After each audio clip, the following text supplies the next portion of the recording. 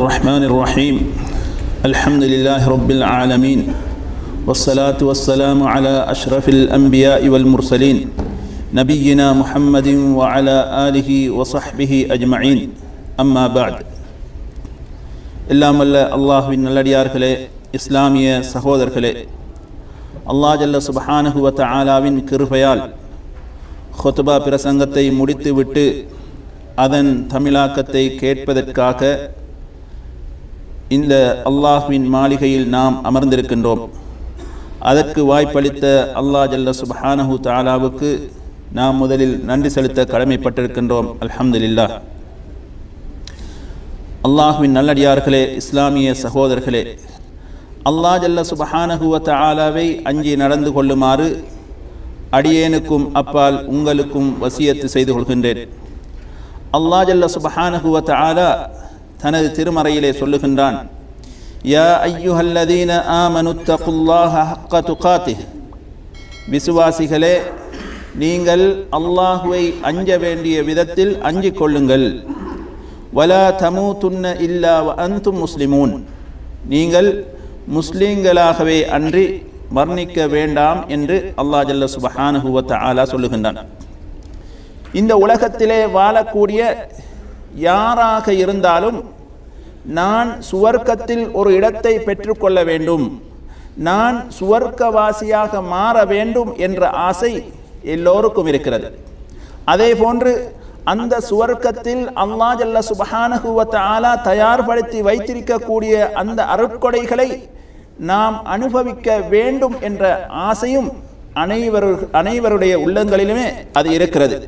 எனவே அந்த சுவர்க்கத்தை பற்றியோ அல்லது சுவர்க்கத்தில் இருக்கக்கூடிய அருட்கொடைகளை பற்றியோ நாம் வர்ணிப்பதாக இருந்தால் அதனை வர்ணித்து முடித்துவிட முடியாது. எனவே அந்த சுவர்க்கத்தில் இருக்கக்கூடிய அருட்கொடைகளில் ஒன்றை மாத்திரம் நாம் இப்பொழுது கவனிப்போம். அந்த ஒன்று என்னவென்று சொன்னால், அந்த சுவர்க்கத்திலே இருக்கக்கூடிய நறுமணம் என்று சொல்லக்கூடிய வாடையை பற்றித்தான் நாம் இப்பொழுது பார்க்க போகின்றோம். எங்களுக்கு தெரியும், இஸ்லாத்திலே முதல் நடைபெற்ற ஒரு பெரிய யுத்தம் என்று சொன்னால் அது பத்ர் யுத்தம். புனிதமிகு ரமலான் மாதத்தில் தான் அந்த யுத்தம் நடைபெற்றது. ஆனால் ஒரு சஹாபி, அனஸ் இப்னு நதர் என்று சொல்லக்கூடிய சஹாபிக்கு அந்த பத்ர் யுத்தத்திலே பங்கு கொள்ளக்கூடிய வாய்ப்பு கிடைக்கவில்லை. அவருக்கு ரொம்பவும் மிகவும் கவலையாக இருந்தது. எனக்கு அந்த யுத்தத்தில் பங்கு கொள்ள வாய்ப்பு கிடைக்கவில்லை என்று அவர் என்ன செய்கிறார், உஹது யுத்தத்தில் நான் எவ்வாறாவது பங்கு கொள்ள வேண்டும் என்று அந்த யுத்தத்தில் அவர் பங்கேற்கிறார். அந்த யுத்தத்தின் முடிவு என்னவென்று சொன்னால், இறுதியில் முஸ்லிம்களுக்கு தோல்வியாக அமைந்தது. அந்த யுத்தத்திலே அனஸ் இப்னு நதர் என்று சொல்லக்கூடிய அந்த சஹாபி, பத்ர் யுத்தத்தில் கூட எனக்கு பங்கு கிடைக்கவில்லை, எனவே இந்த யுத்தத்தில் நான் அதற்கும் சேர்த்து யுத்தம் செய்ய வேண்டும் என்று போர் செய்வதற்காக செல்கிறார். அவருக்கு எதிரிலே சஅத் இப்னு முஆத் ரலியல்லாஹு அன்ஹு அவர்களும் இருக்கின்றார்கள். அந்த சஅத் இப்னு முஆத் ரலியல்லாஹு அன்ஹு அவர்களை பார்த்து அந்த அனஸ் இப்னு நதர் என்று சொல்லக்கூடிய சஹாபி சொல்லுகிறார், சஅதே, நான் சுவர்க்கத்தை நேசிக்கின்றேன், சுவர்க்கத்தை விரும்புகின்றேன். நதருடைய இறைவன் மீது சத்தியமாக இந்த உஹது மலையின் பக்கமாக சுவர்க்கத்தின் வாடை எனக்கு வீசிக்கொண்டிருக்கிறது என்று சொன்னார். அன்புக்குரிய இஸ்லாமிய சகோதரர்களே, அந்த சஹாபி அந்த யுத்தத்தில் கடுமையாக போர் செய்து பலரை கொலை செய்தார்கள். இறுதியாக அவருடைய மேனியிலே 80க்கும் மேற்பட்ட காயங்கள் இருந்தது. அவர் மரணித்து விட்டார். பின்பு இவர் யார் என்பதை கண்டுகொள்வதற்காக தேடுகின்றார்கள், அடையாளம் காண முடியவில்லை. கடைசியாக அவருடைய சகோதரி அவருடைய விரலின் நுனியை பார்த்து இவர் என்னுடைய சகோதரன் என்று அடையாளம் காட்டிக் கொடுத்தார்கள். எனவே அந்த சஹாபி அந்த யுத்தத்திலே என்ன சொல்லுகிறார், உஹது மலையின் பக்கமாக நான் சுவர்க்கத்தின் வாடையை உணர்கின்றேன் என்று சொன்னார். அதே போன்று அந்த யுத்தத்திலே ஷஹீதாக்கப்பட்டார். ஆம், நிச்சயமாக அந்த சஹாபி அந்த சுவர்க்கத்தின் வாடையை உணர்ந்தார். அவ்வாறு உணர்கின்ற பொழுது இந்த உலகத்தையே மறந்து விட்டார். அதனால் அவரை நாம் குறை கூற முடியாது. காரணம், சுவர்க்கத்திலே பலவிதமான வாடைகள், நறுமணங்கள் இருக்கின்றன. இந்த உலகத்திலே இருக்கக்கூடிய பூக்கள், மலர்கள், வாசம் அடிக்கக்கூடிய அனைத்து மலர்களையும் ஒன்று சேர்த்து, உலகத்திலே இருக்கக்கூடிய அனைத்து வாசங்களையும் ஒன்று சேர்த்து, சுவர்க்கத்திலே இருக்கக்கூடிய வாசங்களை 10ஆக பிரித்து, அதில் ஒரு பகுதியில் சிறிய பகுதியை எடுத்து உலகத்தில் இருக்கக்கூடிய அனைத்து வாசங்களையும் கொண்டு வைத்தாலும் இந்த ஒரு சொட்டுக்கு அது நிகராகாது. அப்படிப்பட்ட மிகவும் மகிமையான வாசனைகள் அந்த சுவர்க்கத்திலே இருக்கிறது. அதனால்தான் அல்லாஹ் ஜல்ல சுப்ஹானஹு வ தஆலா சொல்லுகின்றான், வ இதா ரஅய்த, நீ அங்கு பார்த்தால், அதாவது சுவர்க்கத்தில், தம்ம ரஅய்த நஈமன் வ முல்கன் கபீரா, அங்கு அதிகமான அருள்களையும் பெரும் ஆட்சியையும் நீ கண்டுகொள்வீர் என்று நபியுல்லாஹி ஸல்லல்லாஹு அலைஹி வஸல்லம் அவர்களுக்கு அல்லாஹ் ஜல்ல சுப்ஹானஹு வ தஆலா சொல்லுகின்றான். அன்பின் இஸ்லாமிய சகோதரர்களே, நாம் இந்த உலகத்திலே ஒரு நறுமணத்தை, ஒரு அத்தரை வாங்குவதாக இருந்தால் எப்படி வாங்குவோம்? இந்த அத்தர் எவ்வளவு நேரம் நின்று பிடிக்கும், எத்தனை நாட்கள் இதனுடைய வாசம் அடிக்கும் என்பதையெல்லாம் பார்த்துத்தான் அந்த நறுமணத்துக்கு நாம் விலையை மதிப்பீடு செய்வோம். ஆனால் சுவர்க்கத்திலே இருக்கக்கூடிய அந்த வாசம் இருக்கிறதே, அதனுடைய நறுமணம் நீங்கவே நீங்காது, நிரந்தரமானதாக இருக்கும். அந்த நறுமணத்தை சுவர்க்கத்துக்கு பக்கத்திலே இருக்கக்கூடியவர் எவ்வாறு நுகர்வாரோ அதே போன்று சுவர்க்கத்துக்கு மிக தூரத்தில் இருக்கக்கூடியவர் நுகரக்கூடிய அளவுக்கு அதனுடைய வாசம் இருக்கும்.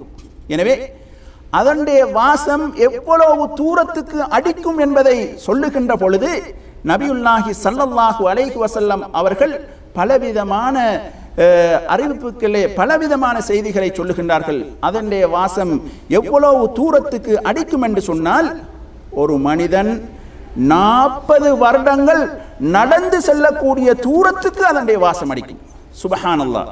இன்னும் ஒரு அறிவிப்பிலே 70 வருடங்கள், இன்னும் ஒரு அறிவிப்பிலே 100 வருடங்கள், இன்னும் ஒரு அறிவிப்பிலே 500 வருடங்கள் நடந்து செல்லும் தூரத்துக்கு சுவர்க்கத்தின் நறுமணம் அடிக்கும் என்பதை நபியுல்லாஹி ஸல்லல்லாஹு அலைஹி வஸல்லம் அவர்கள் சொன்னார்கள். எனவே ஒரு மனிதன் சுவர்க்கத்திலே முதலாவதாக அனுபவிக்கக்கூடிய அருட்கொடைகள், முதலாவது அதன் நறுமணம், அதன் வாசம்.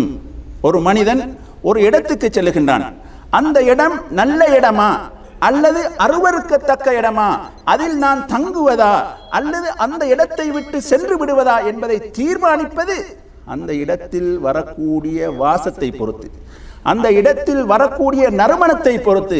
நல்ல வாசம் வந்த என்று சொன்னால் நல்ல இடம் என்று தீர்மானிப்பார். அருவருக்கத்தக்க வாசம் வந்துவிட்ட என்று சொன்னால் இது மோசமான இடம் என்று சொல்லுவார். எனவே சுவர்க்கத்தில் ஒரு மனிதன் நுழைகின்ற பொழுது முதலாவதாக அனுபவிக்கக்கூடிய விடயம் என்ன? அருள், நறுமணம். சுப்ஹானல்லாஹ். அதனால்தான் ஒரு முஸ்லிமை பொறுத்தவரையில், அல்லாஹுவை அஞ்சி வாழ்ந்த ஒரு முஸ்லிமை பொறுத்தவரையில், அவனுடைய மௌத்துக்கு பின்னால் அவனுக்கு கியாம நாள் ஏற்படுகிறது. அந்த மனிதனை மலக்குமார்கள் எவ்வாறு என்று சொன்னால், மிகவும் அழகான நறுமணங்களை கொண்டு அந்த ரூஹை அந்த மலக்குமார்கள் கைப்பற்றுகின்றார்கள். ஒரு மனிதன் உயிர் கைப்பற்றப்படுகின்ற பொழுது அவன் நறுமணத்தை உணர்கின்றான் என்று சொன்னால் அவன் விளங்கிக் கொள்ள வேண்டும், நான் போகக்கூடிய இடம் சுவர்க்கம். அதுதான் ஆரம்ப கட்டமாக சுவர்க்கத்தின் நறுமணம் எனக்கு வீசப்படுகிறது. அல்லாஹ் ஜல்ல சுப்ஹானஹு வ தஆலா சொல்லுகிறான், ஃபஅம்மா இன் கான மினல் முகர்ரபீன், யார் அல்லாஹ்வுக்கு மிகவும் நெருக்கத்துக்குரியவர்களாக இருப்பார்களோ, ஃபரௌஹும் வ ரைஹானும் வ ஜன்னத்து நஈம், அவருக்கு சுகமான வாழ்க்கையும் நறுமணங்களும் அல்லாஹ் சுவர்க்கத்தின் அருட்கொடைகளும் அவருக்கு இருக்கிறது என்று அல்லாஹ் ஜல்ல சுப்ஹானஹு வ தஆலா சொல்லுகின்றார். அதனால்தான் உயிரை கைப்பற்ற வரக்கூடிய மலக்கு என்ன தெரியுமா சொல்லுவார்? அது முஃமினான நல்ல ரூஹாக இருந்தால் அதற்கு என்ன சொல்லுவார்? உஹ்ருஜி ஹமீதா, புகழுக்குரிய ஆத்மாவே, புகழுக்குரிய ஆத்மாவே நீ வெளியேறிவிடு. வஅப்ஷிரி பிரௌஹின் வரைஹான், நல்ல சுகமான வாழ்க்கை நறுமணத்தை கொண்டு உனக்கு நன்மாராயம் கிடைக்கிறது. வரப்பின் கைரி கல்பான், கோபமற்ற இறைவனின் பக்கம் நீ செல்ல போகிறாய் என்று அந்த ரூஹுக்கு சொல்லப்படும். சுப்ஹானல்லாஹ், அப்படிப்பட்ட ஒரு சிறந்த ஒரு தன்மை அல்லாஹ் ஜல்ல சுப்ஹானஹு வ தஆலா விசுவாசியான ஒரு ரூஹுக்கு சொல்லப்படும். அதே போன்று ஒரு மனிதனை மரணித்ததன் பின்னால் கபருக்குள் வைக்கப்பட்டால் அவருடைய ரூஹு மறுபடி அந்த உடலுக்கு வந்துவிடும். வந்தால் அவரிடத்திலே 3 கேள்விகள் கேட்கப்படும். மன் ரப்புக, உன்னுடைய ரப்பு யாரு, உன்னுடைய நபி யார், உன்னுடைய மார்க்கம் என்னவென்று கேட்கப்படும். 3 கேள்விதான், அதற்கு மேலதிகமாக எந்த கேள்வியும் கிடையாது. அதற்கு எப்பொழுது பதில் சொல்லலாம் என்று சொன்னால், இந்த உலகத்தில் அல்லாஹ்வும் அல்லாஹ்வுடைய தூதர் ஸல்லல்லாஹு அலைஹி வஸல்லம் அவர்களும் வழிகாட்டிய பிரகாரம் யார் யாரெல்லாம் வாழுகின்றார்களோ நிச்சயமாக அவர்கள் அந்த கேள்விக்கு பதில் சொல்லியே ஆகுவார்கள். அப்படி ஒரு மனிதன் கபருடைய வாழ்க்கையில் இந்த 3 கேள்விகளுக்கும் பதில் சொல்லிவிட்டான் என்று சொன்னால், அந்த கபரிலே முதலாவதாக அந்த மனிதன் உணரக்கூடிய அருட்கொடை என்ன தெரியுமா? அல்லாஹ் ஜல்ல சுப்ஹானஹு வ தஆலா அந்த வானவர்களுக்கு சொல்லுவான், இந்த அடியானுடைய கபரிலிருந்து சுவர்க்கத்தின் பக்கம் ஒரு கதவை திறந்து விடு. அப்பொழுது என்ன தெரியுமா நடக்கும்? அந்த சுவர்க்கத்தின் வாயிலாக இவருடைய கபரின் பக்கம் நறுமணங்கள் வீசிக்கொண்டே இருக்கும். சுப்ஹானல்லாஹ், சுவர்க்கம் எங்கேயோ இருக்கிறது. அந்த சுவர்க்கத்தின் பக்கம் ஒரு கதவு திறக்கப்பட்டால் இவருக்கு கபருக்குள் நறுமணம் வீசிக்கொண்டே இருக்கும் என்று நபியுல்லாஹி ஸல்லல்லாஹு அலைஹி வஸல்லம் அவர்கள் சொன்னார்கள். அன்புக்குரிய இஸ்லாமிய சகோதரர்களே, இந்த நறுமணத்தை பெற்றுக்கொள்ள வேண்டும் என்பதற்காக வேண்டி முன்னோர்கள், சலஃபு சாலிஹீன்கள், அருமை சஹாபாக்கள், தாபிஈன்கள் என்ன செய்தார்கள்? படுத்துறங்கவில்லை, விளையாடி தங்களுடைய காலத்தை கழிக்கவில்லை. நடுநிசியில் எழும்பினார்கள், ருக்கு செய்தார்கள், சுஜூது செய்தார்கள், இறைவனை அஞ்சி பிரார்த்தனை செய்தார்கள். அந்த நறுமணம் எங்களை தடுப்பட்டு விடக்கூடாது என்பதற்காக இரவில் நின்று முயற்சி செய்து அந்த நறுமணத்தை பெற்றுக்கொள்ள வேண்டும் என்று ஆசை வைத்தார்கள். அன்பின் இஸ்லாமிய சகோதரர்களே, அந்த சுவர்க்கத்தின் ஒரு விடயத்தை பெற்றுக்கொள்வதற்கு நாம் ஒன்றை மாத்திரம் உதாரணமாக சொல்லுகின்றோம். அந்த ஒன்றை மாத்திரம் ஒரு மனிதன் உள்ளத்தில் பதிவு செய்து வைப்பான் என்று சொன்னால், உலகத்திலே வரக்கூடிய ஒவ்வொரு நாட்களையும், ஒவ்வொரு மணித்தியாலங்களையும், ஒவ்வொரு நிமிடங்களையும் வீணாக கழிக்க மாட்டான். என்ன சொல்லுகின்றார்கள்?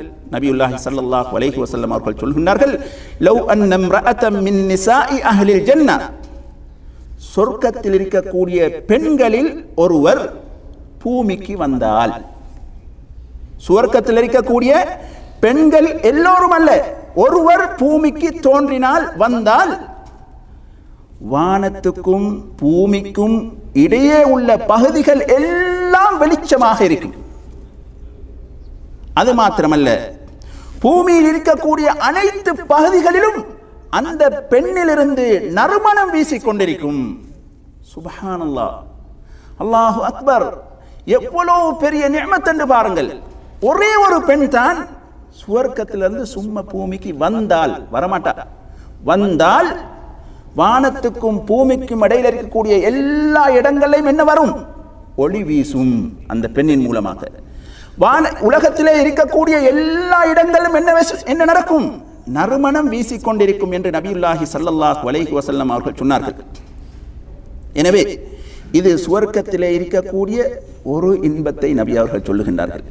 எனவே இந்த உலகத்தில் இருக்கக்கூடிய இன்பங்கள் அனைத்தும் அந்த சுவர்க்கத்துக்கு முன்னால் செல்லுபடி ஆக மாட்டாது, ஒன்றுக்கும் பெருமதி கிடையாது என்பதை நாம் விளங்க வேண்டும். எனவே நாம் அந்த நறுமணத்தை பெற்றுக்கொள்வதற்காக வேண்டி நாம் அதிகமாக அமல் செய்ய வேண்டும்.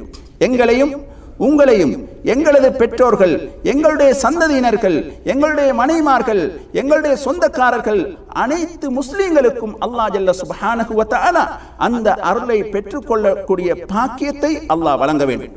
எனவே யாரெல்லாம் இந்த நறுமணத்தை உணர்கிறாரோ நிச்சயமாக அவர் சுவர்க்கவாசி என்பதில் எந்த விதமான சந்தேகம் கிடையாது. அல்லாஹ் ஜல்ல சுப்ஹானஹு வ தஆலா திருமறையிலே சொல்லுகின்றான், ஃபமன் ஸுஹ்ஸிஹ அனின் நார் வ உத்கிலல் ஜன்னஹ் ஃபகத் ஃபாஸ். யார் நரகத்தை விட்டும் தூரமாக்கப்பட்டு சுவர்க்கத்தில் நுழைவிக்கப்படுகிறாரோ அவர் வெற்றி பெற்று விட்டார் என்று சொல்லிவிட்டு அல்லாஹ் என்ன தெரியுமா சொல்லுகின்றான், வமல் ஹயாத்துத் துன்யா இல்லா மதாஉல் உரூர். நிச்சயமாக இந்த உலக வாழ்க்கை இருக்கிறது, இது ஏமாற்றம் தரும் இன்பமே அன்றி வேறொன்றும் இல்லை.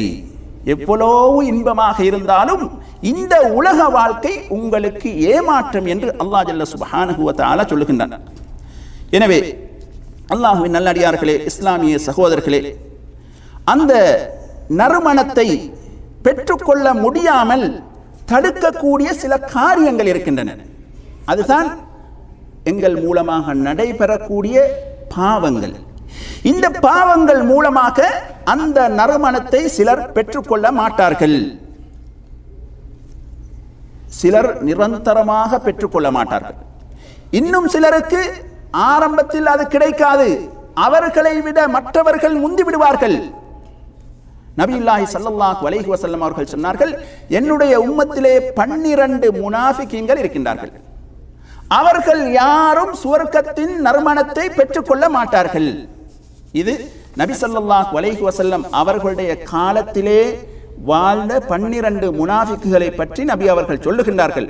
இல்லை என்று சொன்னால் உலகத்திலே வாழக்கூடிய அனைத்து காஃபிர்களும், உலகத்திலே வாழக்கூடிய அனைத்து முனாஃபிகீன்களும் அந்த சுவர்க்கத்தின் வாடையை பெற்றுக்கொள்ளவே மாட்டார்கள்.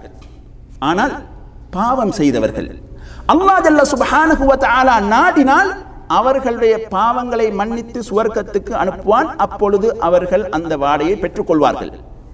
அதே நேரத்தில் தண்டனை கொடுக்க நாடினால் அவர்களுக்கு ஆரம்ப பகுதியில் அந்த நறுமணத்தை பெற்றுக்கொள்ள முடியாது. நரகத்தில் தண்டனை பெற்றதற்கு பின்னால் தான் அவர்களுக்கு அந்த நறுமணம் கிடைக்கும். எனவே அந்த லிஸ்டிலே, எந்த லிஸ்டில் பாவங்கள் செய்து நறுமணத்தை பெற்றுக்கொள்ளாதவர்களுடைய அந்த லிஸ்டை நாம் எடுத்து பார்க்கின்ற பொழுது நபியுல்லாஹி ஸல்லல்லாஹு அலைஹி வஸல்லம் அவர்கள் சொல்லுகின்றார்கள், அதில் ஒன்றுதான் ஒரு பெண். எப்படிப்பட்ட பெண்? மெல்லிய உடையை அணிந்து தம் தோள்களை சாய்த்து அந்நிய ஆடவர்களை தன் பக்கம் கவரச் செய்யக்கூடிய ஒரு பெண். இவள் சுவர்க்கத்தின் நறுமணத்தை உணரமாட்டாள். ஆடை அணிந்திருப்பாள், ஆனால் ஆடை அணியாதவளை போன்று காட்சி அளிப்பாள். எனவே அந்த பெண்ணை பற்றி நபி அவர்கள் சொல்லுகின்ற பொழுது அவர்களின் தலைமுடிகள் எப்படி இருக்கும் என்று சொன்னால், கழுத்து நீண்ட ஒட்டகத்தின் திமில்களை போன்று அவர்களுடைய முடிகளும் இருக்கும் என்று நபி ஸல்லல்லாஹு அலைஹி வஸல்லம் அவர்கள் சொன்னார்கள். எனவே பெண்கள் ஆடை அணிகின்ற பொழுது முழுமையாக தங்களை மறைக்க வேண்டும். தங்களுடைய அந்த அலங்காரத்தினால் மற்ற ஆண்கள் ஈர்க்கப்படுவார்கள் என்று சொன்னால் அந்த பெண் ஆடை அணிந்தும் ஆடை அணியாத பெண் சுவர்க்கத்தின் நறுமணத்தை உணரமாட்டாள் என்று நபி அவர்கள் சொன்னார்கள். அதே போன்று இரண்டாவது நபர் யார் என்று சொன்னால், கல்வியை கற்கிறார். மார்க்க கல்வியை கற்கக்கூடிய ஒருவர் உலக இலாபங்களுக்காகவே அந்த மார்க்க கல்வியை கற்றால் நிச்சயமாக அல்லாஹ் ஜல்ல சுப்ஹானஹு வ தஆலா அவருக்கு சுவர்க்கத்தின் வாடையை நுகர விட மாட்டான். நபி அவர்கள் சொல்லுகின்றார்கள், யாராவது ஒருவர் மார்க்க கல்வியை கற்கின்ற பொழுது உலக இலாபங்களை பெற்றுக்கொள்ள வேண்டும் என்று அவர் அந்த கல்வியை கற்றால் அவருக்கு சுவர்க்கத்தின் நறுமணம் கிடைக்கவே கிடைக்காது என்று நபி அவர்கள் சொன்னார்கள்.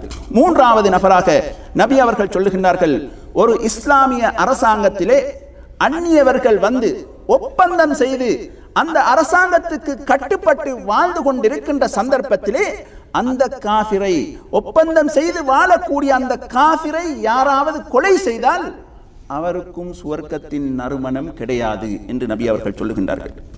நான்காவதாக நபி ஸல்லல்லாஹு அலைஹி வஸல்லம் அவர்கள் சொல்லுகின்றார்கள், அல்லாஹ் ஜல்ல சுப்ஹானஹு வ தஆலா ஒரு அடியானுக்கு பொறுப்பை கொடுத்தான்.